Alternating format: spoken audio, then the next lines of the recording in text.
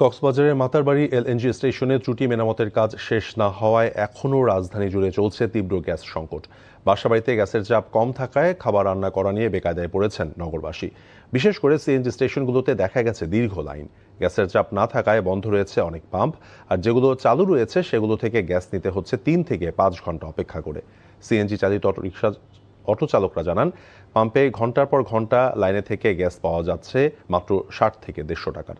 আর CNG পাম্পের কর্মচারীরা জানান, যেখানে গ্যাসের চাপ থাকার কথা 200 পয়েন্ট, সেখানে পাওয়া যাচ্ছে 120 থেকে 150।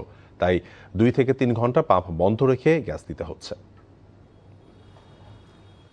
2-3 ঘন্টা লাইনে খাড়া আমরা গ্যাস পাই 60 টাকা 70 টাকার, গাড়ির জমা 1200 টাকা।